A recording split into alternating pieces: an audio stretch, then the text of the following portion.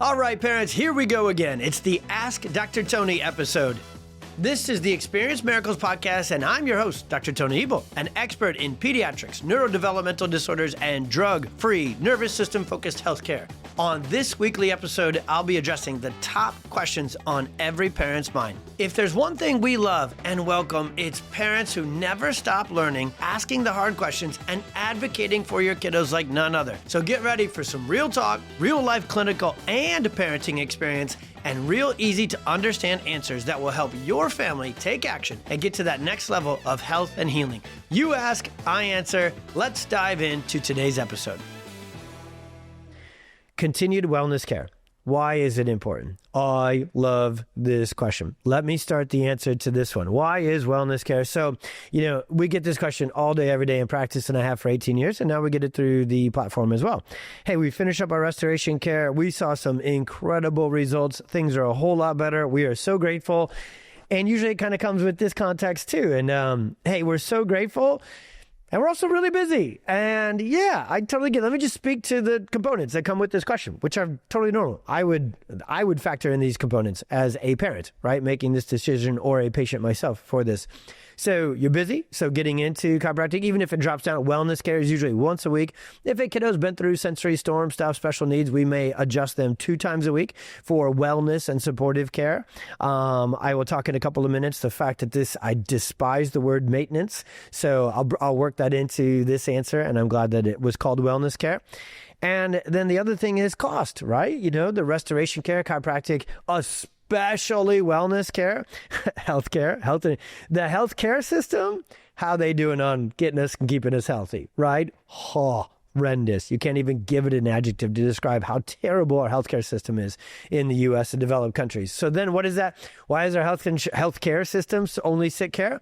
Because your health insurance only covers when you're sick. Do you know there's actually codes written into Medicare, to Medicaid, and then all the Blue Cross, Humana, you name it, whichever one you have, they all write their laws, their rules, they all write their payment rules based upon Medicare and Medicaid, and it is front and center in all of those agreements, which is why we don't participate, because it is the antithesis of how we can actually get our patients better, because they don't want you better. In the sick care system, they want you in there, sick forever. That's where all the money is, and so that's what health insurance actually pays for. And to call it health insurance is such a lie, right? And so there is statements factually in there that they do not pay for prevention and health and wellness promotion. Now, you may hear me say that with your health insurance. Let's just tackle this while we go there. And you might go, well, not ours. Our plan pays for an annual checkup and pays for these preventative measures.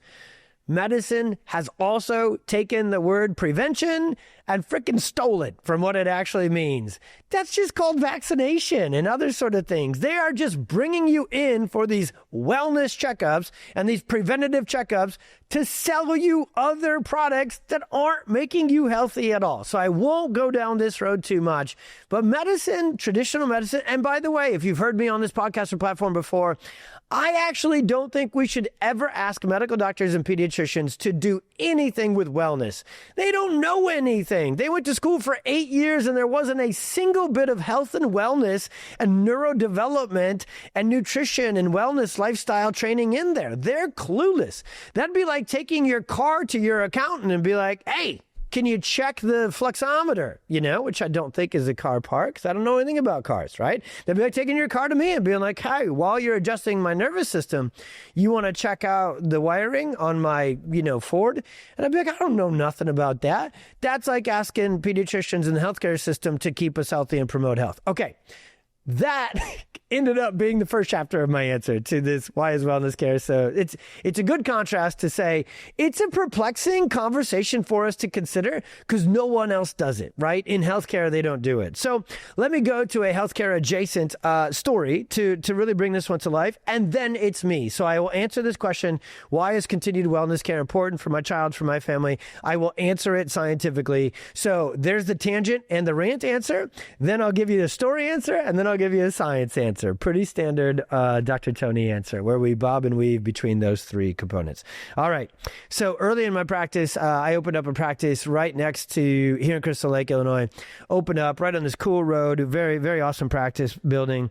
And it was right next to this mega gym, like super high-end, fancy gym. I know gyms are everywhere nowadays. I'm a little bit old. There wasn't that many gyms back then. Not only was this a super nice gym, it was actually owned by the healthcare system.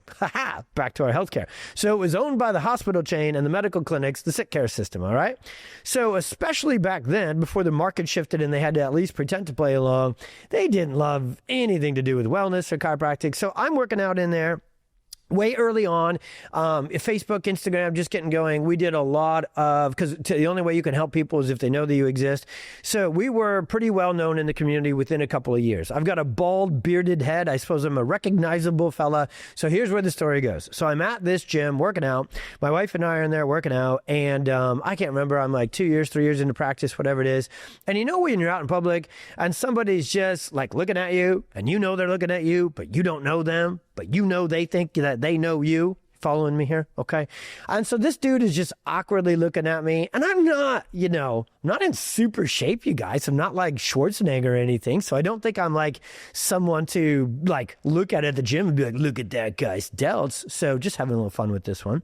So the bro's just staring at me the whole time. So finally, I'm just kind of getting sick of this unspoken awkwardness. So I kind of make my way a little over closer to him. And I'm just like, I will break the ice then, rando staring at me guy. And I said, hey, how are you? In a way that said, why are you looking at me, Schwan? And if you know that one, oh my gosh, if you've listened to the podcast at all, you know that I only know 90s and 2000s movies. So that was an Adam Sandler reference. I can't remember the exact name, but it was a good one. Okay, so this guy's staring at me and he goes, hey, hi. And he goes, you're that Dr. Tony guy, right? The chiropractor? And he said it with a little bit of an edge. Okay, by the way, we're answering the question, why is wellness care so important? And this story will really drive it home. And he goes, you're that Dr. Tony guy, right? You're the chiropractor? And it was a very edgy question/statement. And I was like, indeed I am. And he goes, yeah, I'm a PT here. So this gym also had it was a medical clinic. So it had all this going with it. And he said, so I'm a physical therapist here. And if you don't know, there shouldn't be. We've actually had our PT homie Beth on here on the podcast. PTs and chiropractors working in collaboration together are awesome. When chiropractors get off track and PTs get off track and they don't see the bigger picture, they tend to butt heads. So evidently this guy had spent most of his career butting heads with chiropractic, right? So now I'm up. I'm the next one he wants to, bother with this conversation. And he said, I have no problem. I didn't ask him if he did, but he goes, I have no problem with you guys, initially doing acute care. So if somebody has a spinal issue, a musculoskeletal issue, and they get under chiropractic care and they get the adjustments and you do that for whatever period you need to return them to where they're at. What I can't stand that you guys do is after you get them better, you sell them and you trick them, were his words, to keep them coming back. Now, in my story. And I'm a long storyteller. Those of you that know the podcast and platform know that, but this is a good one. So then, as soon as this guy's kind of talking and telling, I had actually been able to do a couple of classes with this gym called HealthBridge and the head trainer at HealthBridge and the entire operator at HealthBridge because they had become my patients. So they had fallen in love with nervous system focused chiropractic. The reason I had such a good relationship with this gym and I was working out there was not just to get a good workout in, but I trusted the people. So they had told me that most of the rest of the staff was very anti-chiropractic and didn't get along with it. And now as this guy's talking, I realized that I've heard some incredible stories about him in a good way. He's an Ironman. This was a PT who did Ironman races, and I had heard all about him. And I had also heard that he doesn't like chiropractic. So I was like, that had just come up in conversation. So as this story goes, and it'll really paint the picture as to why wellness care is so important, using a great comp here, is I then knew who he was, and he was firing questions at me. So I kind of answered Socratically, and I said, hey, now I know, I've heard of you. You do Ironman races, right? And ultra marathons and everything else. And that's his favorite thing. So he answered very proudly, I do. I have a race coming up in 2 weeks. And I just kind of shocked him with this next question. I said, awesome. So you're already in pretty good shape and it's 2 weeks out. You must be, pretty darn close, if not raring to go. He goes, absolutely. I'm ready to go. Just, can't wait for the race to come. And I said, well, then what are you doing here? Because we're in a gym. We're working out. And he goes, what do you mean? What I'm doing here? I'm working out. I'm training. I'm getting ready for the race. And I said, yeah, but you're already in shape. So why do you need to keep coming back here? Why do you need to keep working out? You're already in shape. Won't it stick? Won't it last? And then he knew that he was now mistakenly angry at us chiropractors forever for asking our patients to, not asking, just encouraging and supporting and empowering our patients to come back for wellness care for life. Because in order to stay well, and wellness means moving forward. See, maintenance isn't a bad term. Wellness is just a better term. Maintenance is we're healthy, we're thriving, we're doing well. Holding on to that would be great. I'd rather have that than lose it. But the way we approach our life, the way I look at it with my kids, my wife, my life, is I want to get healthier as things go forward. Yes, I know that aging happens, but guess what? I literally now, through some different function exams I do, I have been able to decrease my neurobiological age by 3.5 years over the last year with some improvements I've made at my health, and I'm 43 going on 44. So wellness care, everybody, and I know I answered first through a tangent, then I just answered through a story, which will tell you, why do you keep going back to the gym if you're already in shape? Because you lose it if you don't. Why do you keep eating healthy if you already eat healthy? Because you lose it if you don't. Why do you go to church every single Sunday and get into Bible studies and get into your Bible, hopefully on the weekend, to stay close to the Lord in your faith? Because if you don't actively continue to increase your wellness of your faith, it fades. And that's the one thing, especially even more so than our health, we don't want to fade. So all of these, our fitness, our nutrition, our faith, and the health of our nervous system, which is where wellness chiropractic care comes into play, they're all vitally important for us to get the most out of life. And the third thing I want to say about the neuroscience answer to this question is, guess what life still has coming around the corner? Stress, sickness, illness, loss of loved ones. Sometimes relationships get bumpy. Sometimes the world gets crazy and chaotic. Sometimes we lose our job and we didn't see it coming. So all of life for our kids, our babies, for us, has stress coming down the road. They're growing. They're going to get teeth. They're going to get sick. So the initial restoration care that we put patients through, where we get them out of the storm and we get them better, whether it's a kid or whether an adult, that's awesome. And my favorite thing / least favorite thing about the way this all plays out with the work that we do is it's the miracles from the storm to out of the storm that get the most what I call press and PR. Even us. If you follow this platform and our page, Instagram, Facebook, everything else, go to the website. There is literally hundreds of stories of kids who struggled. They were sick. They had diagnoses. They were nonverbal. Now they're talking. Now they had an autism diagnosis. Now they don't anymore. Like, these are big, massive, transformative stories. We'll celebrate them forever. Do you know what the miracle upon miracle, do you know what the unspoken, a lot harder to talk to, and I'm trying my best right here, miracle is? Wellness care. It's going from boring to staying boring. I tell my patients all the time, because I'm such a kind of over-the-top kind of guy, I'm like, you know what my goal is for your kiddo? To get them boring and keep them boring. Because when they're sick and they're struggling, they're the antithesis of boring. And healthy and vital and thriving and wellness is awesomely boring. And goodness gracious, that's what we want for your family. So wellness care a lot of times doesn't get as much excitement and as much kind of press, as I call it, but it's the best part. Because now when you're under weekly wellness care or twice a week or bi-weekly, whatever's right for you and your family, now under wellness care, life is thriving. It's adaptable. It's resilient because it's going to have stress. It's going to have stuff coming at us, right? I've got 4 kids. We have a brick and mortar practice. We train other chiropractors. We've got 2 podcasts and I write articles all the time and I travel a good bit.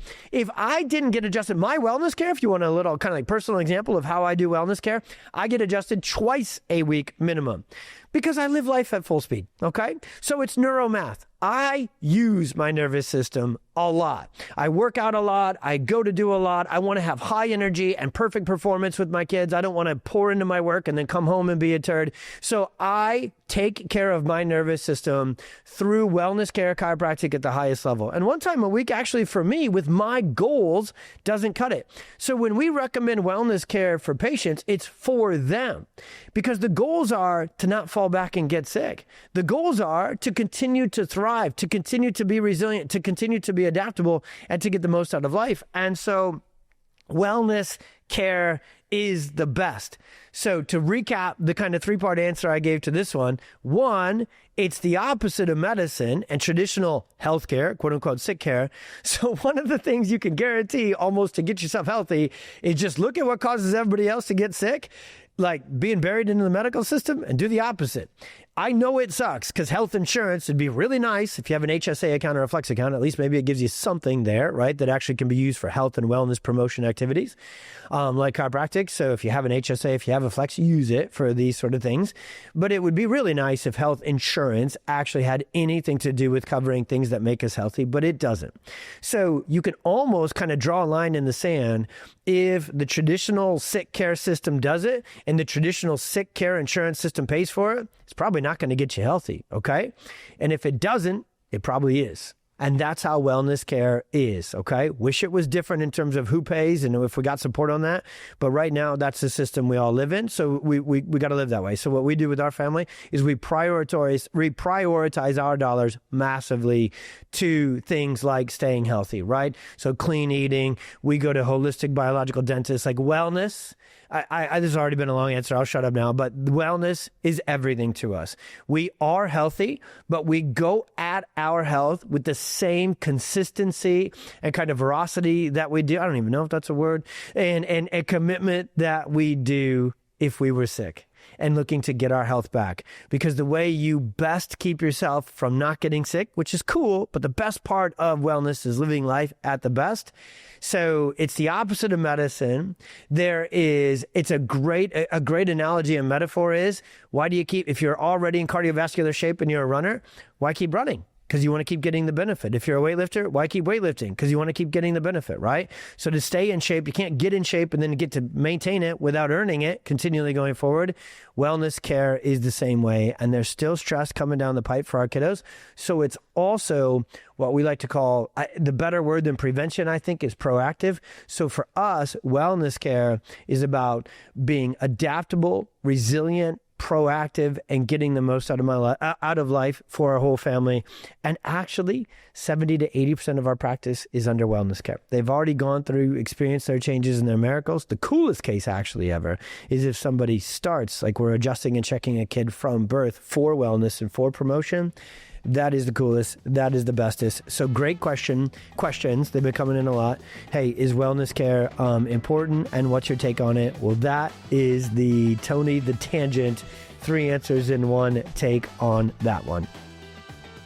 Thank you for tuning in to today's episode. Do you have a question that you would like to submit? Either send it to support@pxdocs.com with the subject Ask Dr. Tony, or head on over to our socials @PXDocs, where you can submit your question in our stories every single week.